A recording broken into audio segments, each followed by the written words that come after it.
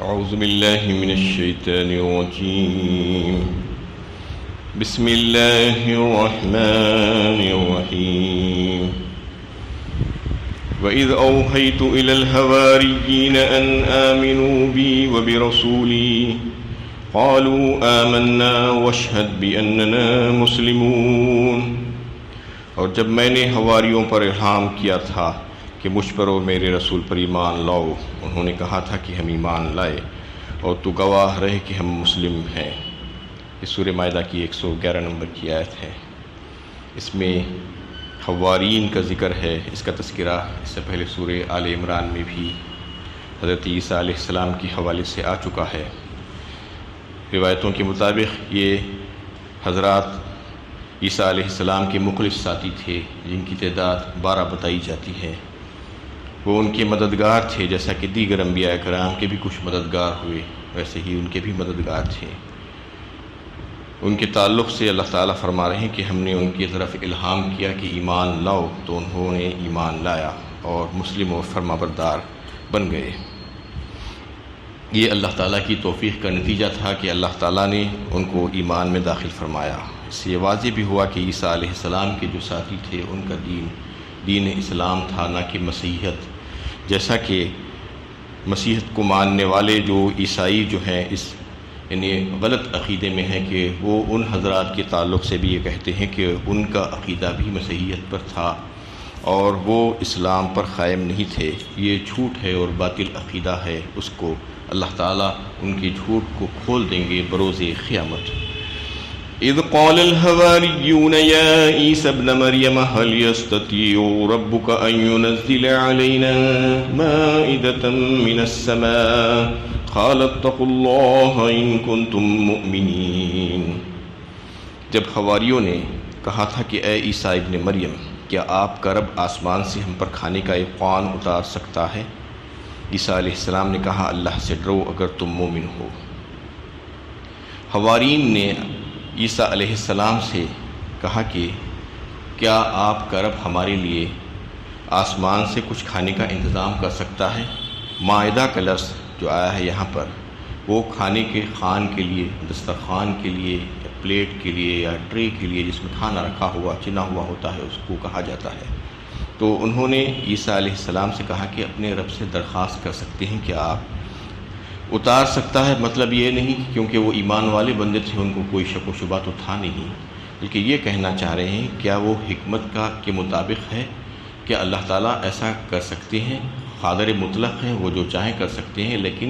کیا یہ حکمت ہے کہ وہ ہمارے لیے ایسا انتظام کر دیں؟ تو عیسیٰ علیہ السلام نے ان کو اللہ سے ڈرایا، قال اتقوا اللہ ان کنتم مومنین، اور فرمایا کہ اگر تم ایمان والے ہو تو تم اللہ سے ڈرو، ایسے مطالبات اور ایسے معجزات کی فرمائش مت کرو۔ قالوا نريد أن نأكل منها وتطمئن قلوبنا ونعلم أن قد صدقتنا ونكون عليها من الشاهدين۔ انہوں نے کہا ہم چاہتے ہیں کہ اس میں سے کھائیں اور ہمارے دل مطمئن ہو اور ہم جان لیں کہ آپ نے ہم سے سچ کہا ہے اور ہم اس پر گواہ ہو جائیں۔ انہوں نے کہا کہ ہمیں یقین ہے، ہمیں جو ہے کوئی شک و شبہ نہیں ہے، لیکن دل کا اطمینان چاہیے ہمیں۔ دل کے اطمینان کے لیے ہم یہ صرف کہہ رہے ہیں، اور اس وقت وہ بھوکے بھی تھے، اس لیے انہوں نے کھانے کا مطالبہ کیا اور درخواست کی۔ اصل میں اللہ تعالیٰ سے انہوں نے مطالبہ نہیں کیا تھا، بلکہ درخواست کی تھی کہ عیسیٰ علیہ السلام سے کہلوا ہے کہ اپنے رب سے آپ درخواست کیجئے کہ ہمارے لیے آسمان سے کھانے کا انتظام کریں، اور پھر وہ آ جائے گا تو ہمارا یقین اور بڑھ جائے گا اس کی وجہ سے کہ آپ نے ہم سے جو کچھ کہا ہے بالکل سچ کہا ہے، اور ہم پھر گواہی دینے والوں میں ہو جائیں گے۔ قال عيسى ابن مريم اللهم ربنا انزل علينا مائدة من السماء تكون لنا عيدا لأولنا وآخرنا وآية منك وارزقنا وأنت خير الرازقين۔ عیسیٰ ابن مریم نے دعا کی، اے اللہ ہمارے رب، ہم پر آسمان سے خوان نازل فرما جو ہمارے لیے اور ہمارے اگلوں پچھلوں کے لیے عید قرار پائے، اور تیری طرف سے ایک نشانی ہو اور ہمیں رزق دے، اور تو بہترین رازق ہے۔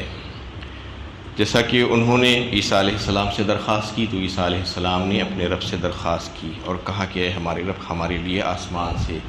مائدہ کو اتار تاکہ وہ ہمارے لیے خوشی کا باعث ہو جائے، خوشی کا دن ہو جائے، عید کا دن ہو جائے ہمارے لیے، اولین اور آخرین جو موجودہ ہیں اور اگلے آنے والوں کے لیے، اور ایک نشانی بن جائے اس کے لیے۔ اس میں عید کا جو لفظ آیا ہے تو اس سے جو حضرات بدعتوں میں پڑے ہوئے ہیں وہ یہ کہتے ہیں کہ عید میلاد اس کا اس سے تعلق ہے، اس کا جواز پیش کرنے کی کوشش کرتے ہیں، جبکہ اس سے عید میلاد کا کوئی جواز نہیں نکل سکتا، کیونکہ یہاں پر جو عید کا تذکرہ آیا ہے وہ کوئی تہوار کے طور پر نہیں بلکہ خوشی کے طور پر، اور عیسیٰ علیہ السلام کی زبانی سے یہ خواہش اللہ تعالیٰ سے کی گئی ہے۔ نبی جب کوئی خواہش کرتے ہیں تو اللہ تعالیٰ کے حکم ہی سے کرتے ہیں، اپنی مرضی سے نہیں کرتے۔ عیسیٰ علیہ السلام کی شریعت الگ تھی۔ دوسری بات یہ ہے کہ ایک تو یہ کہ عیسیٰ علیہ السلام نے اللہ تعالیٰ سے خواہش کی تھی اور یہ خواہش اللہ تعالیٰ کے حکم سے ہوئی تھی، اور دوسری بات یہ کہ عیسیٰ علیہ السلام کی شریعت اور شریعت محمدیہ دونوں الگ الگ ہے۔ ہر شریعت میں فرق ہوتا ہے، اس کے فروعی احکامات الگ الگ ہوتے ہیں، اصول ایک ہی ہوتا ہے، جیسا کہ اس سے پہلے بھی تفصیل سے یہ بات آ رہی ہے۔ لِكُلٍّ جَعَلْنَا مِنْكُمْ شِرْعَةً وَمِنْهَاجًا فرمایا سورہ مائدہ ہی میں 6 پارے میں اللہ تعالیٰ نے ہر امت کے لیے ہم نے ایک شریعت اور ایک منہاج اور ایک طریقہ بنایا ہے۔ اصول دین شروع سے ایک ہی رہا، اس میں کسی قسم کی کوئی تبدیلی نہیں آئی۔ اللہ کی توحید، رسالت اور آخرت کے بارے میں جو باتیں ہیں وہ شروع سے آخر تک ایک ہی رہی، لیکن جو فروعی احکامات رہے، جو طور طریقے، جو عمل کرنے کے طریقے، عبادت کے طریقے، اوقات، یہ ساری چیزوں میں تبدیلیاں آتی ہیں وقت اور حالات کے حساب سے۔ شریعتیں ایک شریعت میں اگر کوئی بات تھی تو دوسری شریعت میں ہونا ضروری نہیں ہے۔ اگر وہ شریعت میں اللہ تعالیٰ اس کو قائم کرنا چاہتے ہیں تو پھر اس کی وضاحت بھی کر دیتے تھے، لیکن یہاں پر کوئی ایسی وضاحت نہیں ہوئی ہے کہ اس کو عید کا دن مقرر فرمایا جائے۔ اور تیسری بات یہ ہے کہ اللہ کے نبی صلی اللہ علیہ وسلم نے عید کے تعلق سے فرمایا کہ عیدین، انہیں تثنیہ 2 کا لفظ وہاں پر لایا گیا ہے، اور آپ صلی اللہ علیہ وسلم نے فرمایا کہ اللہ تعالیٰ نے ہم مسلمانوں کے لیے 2 عیدیں مقرر فرمائی ہے، عیدین، عید الفطر اور عید الاضحیٰ۔ آپ صلی اللہ علیہ وسلم کے کہنے کے باوجود بھی اگر کوئی یہ کہتا ہے کہ نہیں یہ 2 عیدیں تو کچھ بھی نہیں ہیں، اس کے علاوہ اور ایک عید عید میلاد، وہ عید الاعیاد ہے، سب سے بڑی عید ہے، دوسری عیدیں کچھ نہیں ہیں اس کے سامنے، اس کا مطلب یہ ہے کہ من مانی تعویلیں نکالنا چاہتا ہے اور من گھڑت اپنی باتیں لوگوں پر تھوپنا چاہتا ہے، اور چاہتا ہے کہ میں بہت اچھا سمجھ گیا ہوں، اور نعوذ باللہ اللہ کے نبی صلی اللہ علیہ وسلم کو بات سمجھ میں نہیں آئی تھی، یہ کہنا چاہ رہا ہے، جبکہ آپ صلی اللہ علیہ وسلم نے یہ بات فرما دی کہ ہم مسلمانوں کے لیے 2 عیدیں مقرر کر دی گئی ہیں، اس کے باوجود الفاظ کا الٹ پھیر کر کے، اس کو غلط انٹرپریٹ کر کے، اس کو اس سے جوڑنے کی کوشش کرنا، یہ بالکل غلط بات ہے۔ ہم مسلمانوں کو یہ زیب نہیں دیتا، اس لیے کہ مسلمان اللہ تعالیٰ کے بندے اور غلام ہیں۔ جو احکامات آپ صلی اللہ علیہ وسلم کے ذریعے سے ہم کو ملے ہیں، ہم کو من وعین اس پر عمل کرنا ضروری ہے، اور عمل نہیں کر کے اپنی من مانی طریقے سے الفاظ کا الٹ پھیر کر کے ایک کا ایک بنانے کی کوشش کرنا، یہ بالکل غلط بات ہے، یہ بدعت ہے، اور بدعتوں کا ٹھکانہ بہت برا ہے بدعت کرنے والوں کا۔ تو اس میں ان کی بھی تردید ہوتی ہے جو اس کو عید میلاد سے جوڑنے کی کوشش کرتے ہیں، اس کا جواز ثابت کرنے کی کوشش کرتے ہیں، جبکہ عیسیٰ علیہ السلام نے ایک خواہش کا اظہار کیا تھا اور وہ ان کی شریعت میں تھا، شریعت محمدیہ میں اس کا کوئی تعلق نہیں ہے۔ وَارْزُقْنَا وَأَنْتَ خَيْرُ الرَّازِقِينَ، اور کہا کہ ہمیں رزق دے اور تو بہترین رازق ہے۔ قال اللہ انی منزلها علیکم فمن یکفر بعد منکم فانی اعذبه عذابا لا اعذبه احدا من العالمین۔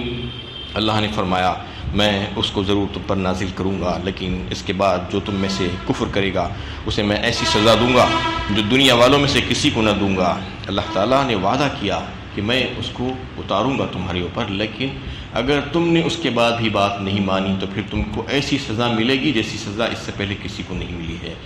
اسی لیے عیسیٰ علیہ السلام نے ان لوگوں سے کہا تھا کہ تم اللہ سے ڈرو، ایسے مطالبات اور ایسی معجزات کی فرمائش مت کرو، کیونکہ جتنی بڑی نعمت ہوگی اتنی بڑی شکر گزاری کرنا ہوگا، اور اگر شکر گزاری میں ذرا بھی کمی ہو جائے گی تو پھر وہ کفران نعمت میں آئے گا اور اس کی سزا بہت سخت ہونے والی ہے۔ یہ آزمائش ہو سکتی ہے تمہارے لیے، اس لیے اس کا مطالبہ کرنا تمہارے لیے اچھا نہیں ہے۔ اس کے تعلق سے مائدہ اترا تھا یا نہیں اترا تھا آسمان سے، کوئی صحیح حدیث مرفوع حدیث موجود نہیں ہے اس کے بارے میں۔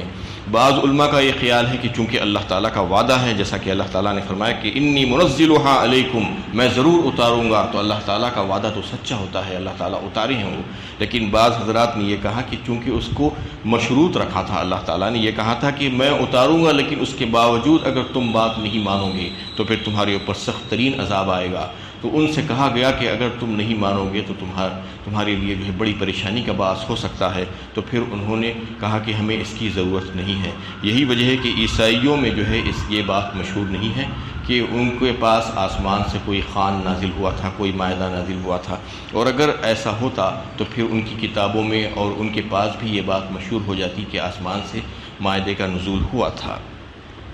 لیکن ایک روایت یہ بھی ملتی ہے ترمذی شریف کی، عمار بن یاسر رضی اللہ تعالیٰ عنہ اس سے جو ہے نقل کیے ہیں کہ آپ صلی اللہ علیہ وسلم نے فرمایا ایک روایت میں کہ آسمان سے مائدہ نازل ہوا تھا جس میں گوشت اور روٹی ہوا کرتے تھے، اس کو وہ لوگ کھاتے تھے،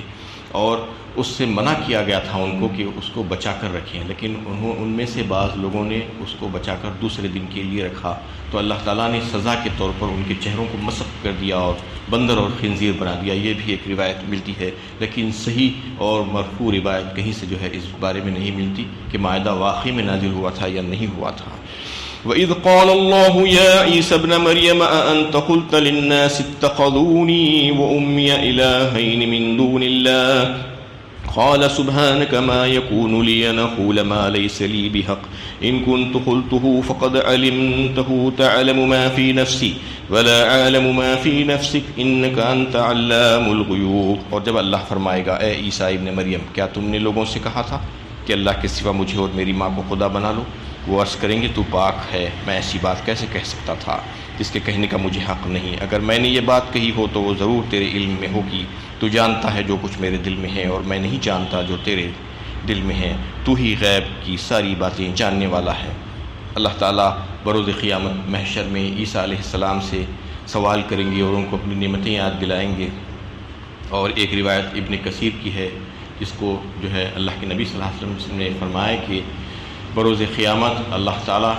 سارے انبیاء کرام کو بلائیں گے اور ان کی امتوں کو بلائیں گے اور ان سے سوال و جواب کیا جائے گا، اور پھر حضرت عیسیٰ علیہ السلام کو بلایا جائے گا اور پھر ان کو اللہ تعالیٰ اپنی نعمتیں یاد دلائیں گے اور ان کو اپنے قریب کر لیں گے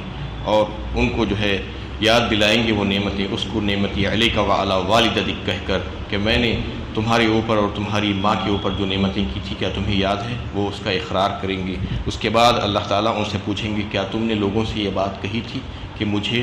اور میری ماں کو الہ بنا لو، معبود بنا لو؟ اس وقت وہ انکار کریں گے، وہ کہیں گے کہ میں نے ایسی بات بالکل بھی نہیں کی تھی۔ اور پھر ان کے جو ماننے والے تھے ان سے پوچھا جائے گا تو وہ کہیں گے کہ ہاں یہ شخص نے ہمیں اپنی عبادت کرنے کے لیے کہا تھا، لیکن ان لوگوں کی باتوں کو جو ہے رد کر دیا جائے گا اور ان کو جہنم میں داخل کر دیا جائے گا۔ اس میں اس کا تذکرہ ہے کہ اللہ تعالیٰ سے سوال و جواب ہوگا، وہ باقی بیان کریں گے اللہ تعالیٰ کی، کہیں گے کہ آپ تمام نقوص اور عیوب سے پاک ہے، آپ منزہ ہے، میں آپ کے ساتھ ایسا کیسا کر سکتا تھا، میری کیا مجال کہ میں آپ کے ساتھ جو ہے اپنے آپ کو الہ میں شامل کر لوں۔ سبحانک ما یکون لی ان اقول ما لیس لی بحق، میں نے ایسا نہیں کہا، اگر میں نے ایسا کہا ہوتا ان کنت قلتہ فقد علمتہ، تو میری زبان پہ اگر یہ بات آتی تو آپ تو جانتے، میرے دل کے حالوں سے آپ واقف ہیں، تو پھر زبان کی بات کو کیسے آپ نہیں جان سکتے؟ تعلم ما فی نفسی ولا اعلم ما فی نفسک، جبکہ میں آپ کے بارے میں نہیں جانتا کہ آپ کے دل میں کیا ہے، آپ تو علام الغیوب ہے، لہٰذا میں آپ کے ساتھ شریک ہونے کا دعویٰ کیسے کر سکتا تھا؟ ما قلت لهم الا ما امرتنی به ان اعبدوا اللہ ربی وربکم وكنت عليهم شهيدا ما دمت فيهم فلما توفيتني كنت أنت الرقيب عليهم وأنت على كل شيء شهيد۔ میں نے ان سے اس کے سوا کچھ نہیں کہا جس کا تو نے حکم دیا تھا کہ اللہ کی عبادت کرو، جو میرا رب بھی ہے اور تمہارا رب بھی۔ میں ان کا نگرانی حال تھا جب تک کہ میں ان میں موجود رہا، پھر جب تو نے مجھے قبض کر لیا تو ہی ان کا نگہبان تھا اور تو ہر چیز پر نگران ہے۔ اس میں پھر سے انہوں نے یہ بات کا اعلان کیا کہ آپ نے مجھ کو جو حکم دیا تھا میں نے ویسا ہی کیا، ان کو وہی تعلیم کی اور یہی کہا کہ ان اعبدوا اللہ ربی وربکم، اس اللہ کی عبادت کرو جو میرا رب بھی ہے اور تمہارا رب بھی ہے۔ یہ لوگوں کی اس باطل عقیدے کی تردید ہوتی ہے اس میں، اور جو انجیل میں انہوں نے یہ کہا ہے کہ عیسیٰ علیہ السلام ہر جگہ اللہ تعالیٰ کو باپ کہہ کر پکارتے ہیں، اس بات کی تردید یہاں پر ہوتی ہے کہ باپ کہہ کر انہوں نے نہیں پکارا بلکہ رب کہہ کر پکارا، اور یہ کہا کہ میں بھی اللہ کا بندہ ہوں، اپنی عاجزی کا اس میں اظہار کیا اور کہا کہ میرا رب اور تمہارا رب دونوں اللہ تعالیٰ ہی ہے۔ اور پھر اللہ تعالیٰ سے فرمایا کہ میں جب تک ان کے اندر موجود تھا اس وقت تک میں ان کی نگہبانی اور نگرانی کرتا رہا، جس وقت آپ نے مجھے آسمانوں پر اٹھا لیا اور جس وقت آپ مجھے موت دی، اس کے بعد کے حالات میں نہیں جانتا کہ انہوں نے کیا کیا۔ اس کے بعد فلما توفیتنی کنت انت الرقیب، اس کے بعد آپ ہی ان کے نگہبان رہے، وانت علی کل شیء شہید۔ ان تعذبهم فانہم عبادک وان تغفر لهم فانک انت العزیز الحکیم، اگر تو انہیں سزا دے تو وہ تیرے بندے ہیں اور اگر انہیں بخش دے تو تو غالب اور حکمت والا ہے۔ یہاں پر اپنی عاجزی کا اظہار کر رہے ہیں وہ، یہ اس میں جو ہے ابن کثیر میں بھی یہ روایت آئی ہے جس کو ابو ذر غفاری رضی اللہ تعالیٰ عنہ نے روایت کیا ہے، اور ابو موسیٰ اشعری نے بھی ایک روایت کیا ہے اس میں کہ ان کو جو ہے اللہ تعالیٰ جب قریب کریں گے تو وہ جو ہے اپنے اللہ تعالیٰ سے یہ کہیں گے کہ یہ تیرے بندے ہیں، ان سے جو ہے عاجزی کرتے ہوئے یہ کہیں گے کہ نے آپ سے آج کوئی سوال نہیں کر سکتا، آپ جو چاہیں کریں، آپ ساری حکمتوں کے مالک ہیں، آپ عزیز ہیں، آپ جو ہے قادر مطلق ہیں، آپ زبردست ہیں اور آپ کے سارے فیصلے حکیمانہ ہیں اور قادرانہ ہیں۔ لیکن اس وقت وہ غفور الرحیم کا لفظ یہاں پر نہیں لائے ہیں، اس لیے کہ یہ محشر کا واقعہ ہوگا اور جو لوگ شرک کر کے دنیا سے جائیں گے ان کی مغفرت وہاں پر ہونے والی نہیں ہے، ان کی سفارش کوئی نہیں کرے گا، نہ ان کی شفاعت ہوگی اور نہ ہی ان پر رحم کیا جائے گا۔ بس وہ جو ہے اللہ سے یہ کہیں گے کہ یہ تو آپ کے بندے ہیں، آپ ان کے ساتھ جو چاہیں معاملہ کریں۔ اس آیت کے تعلق سے حضرت ابو ذر غفاری رضی اللہ تعالیٰ عنہ کی ایک روایت یہ بھی ملتی ہے کہ آپ صلی اللہ علیہ وسلم ایک رات جو ہے مسلسل اس آیت کا ورد کرتے رہے،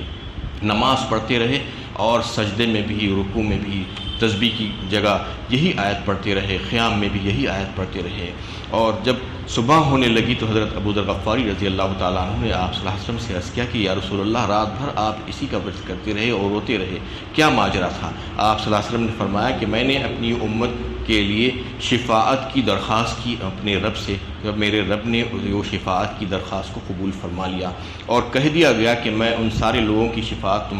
تمہاری امت کے حق میں قبول کروں گا جو میرے ساتھ کسی اور کو شریک نہیں کریں گے۔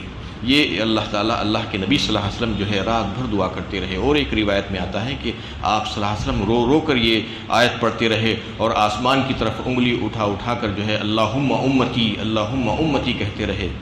تو اللہ تعالیٰ نے حضرت جبرائیل کو بھیجا کہ جاؤ میرے حبیب محمد صلی اللہ علیہ وسلم کیا چاہتے ہیں ان سے پوچھ کر آؤ۔ تو جب وہ آئے تو ان کے سامنے جو ہے یہ آپ صلی اللہ علیہ وسلم نے عرض کیا کہ میری امت کی سفارش، میری امت کی مغفرت میں چاہتا ہوں۔ تو اللہ تعالیٰ نے وعدہ کیا کہ ہم تم کو جو ہے راضی کر دیں گے اور خوش کر دیں گے۔ اس آیت کے تعلق سے یہ بھی روایتیں آتی ہیں۔ قال اللہ ھذا یوم ینفع الصادقین صدقهم لهم جنات تجری من تحتها الانہار خالدین فیہا ابدا رضی اللہ عنہم ورضوا عنہ ذلک الفوز العظیم۔ اللہ فرمائے گا یہ وہ دن ہے کہ سچے لوگوں کو ان کی سچائی نفع دے گی، ان کے لیے ایسے باغ ہیں جن کے تلے نہر رواں ہیں اور ان میں ہمیشہ رہیں گے۔ اللہ ان سے راضی ہوا اور وہ اللہ سے راضی ہوئے، یہ ہے بڑی کامیابی۔ للہ ملک السماوات والارض وما فیہن وہو علی کل شیء قدیر، آسمانوں کی اور زمین کی اور ان میں جو کچھ ہے سب کی بادشاہی اللہ ہی کے لیے ہے اور وہ ہر چیز پر قدرت رکھتا ہے۔ یہ سورہ مائدہ کی بالکل آخری اختتامی آیت تھی۔ ان دو آیتوں میں اللہ تعالیٰ یہ فرما رہے ہیں کہ اس دن جو صادق ہوگا، جو سچا ہوگا، اس کو اس کی سچائی نفع دے گی۔ سچا مطلب دنیا کی ساری کائنات کی سب سے بڑی سچائی یہ ہے کہ اللہ تعالیٰ کی توحید، اللہ تعالیٰ کو ایک ماننا، اس کی عبادت کرنا، یہ سب سے بڑی سچائی ہے کائنات کی۔ اور جس نے اس بات کا اقرار کر لیا اپنی زبان سے اور دل میں اس کا یقین کر لیا اللہ تعالیٰ کی توحید کا، تو پھر اس کے لیے فائدہ ہے، اس کی مغفرت ہے، اس کی بخشش ہے، اس کے لیے انعامات ہے، اس کے لیے باغات ہیں اور جنتیں ہیں اور اس کے نیچے جو نہریں بہہ رہی ہوں گی اور ہمیشہ ہمیشہ کا جو ہے اس کے لیے ٹھکانہ وہاں پر ہوگا۔ رضی اللہ عنہم ورضوا عنہ فرما دیا اللہ تعالیٰ نے، اللہ تعالیٰ ان سے راضی اور وہ اللہ سے راضی۔ یہ آیت بار بار جو ہے مختلف مقامات کو آپ کو ملے گی۔ اصل میں یہ صحابہ کرام کی تعریف میں اللہ تعالیٰ نے یہ آیت جو ہے نازل فرمائی ہے۔ سورہ مجادلہ 28ویں پاری میں بھی اولئک حزب اللہ الا ان حزب اللہ هم المفلحون کے ساتھ یہ بات آئی ہے، رضی اللہ عنہم ورضوا عنہ، اللہ کا گروہ ہے یہ، اللہ کا گروہ ہی کامیاب ہونے والا ہے، وہاں پر کہا گیا۔ سورہ بینہ 30ویں پاری میں بھی اللہ تعالیٰ نے یہی فرمایا کہ اولئک هم خیر البریہ، اس کے بعد وہ نعمتوں کا تذکرہ کرتے ہوئے رضی اللہ عنہم ورضوا عنہ ذالک لمن خشی ربہ فرمایا، وہاں پر بھی صحابہ کرام کی تعریف میں کہ وہ اللہ سے ڈرنے والے لوگ تھے، اس لیے اللہ ان سے راضی اور وہ اللہ سے راضی ہو گئے۔ اور سورہ توبہ 11ویں پارے میں بھی اللہ تعالیٰ نے ایسے ہی الفاظ لائے ہیں، والسابقون الاولون من المہاجرین والانصار والذین اتبعوہم باحسان رضی اللہ عنہم ورضوا عنہ وأعد لهم جنات تجری من تحتها الانہار۔ یہ ساری آیتیں صحابہ کرام کی فضیلت میں ان کے لیے آئی ہے کہ اللہ تعالیٰ ان سے راضی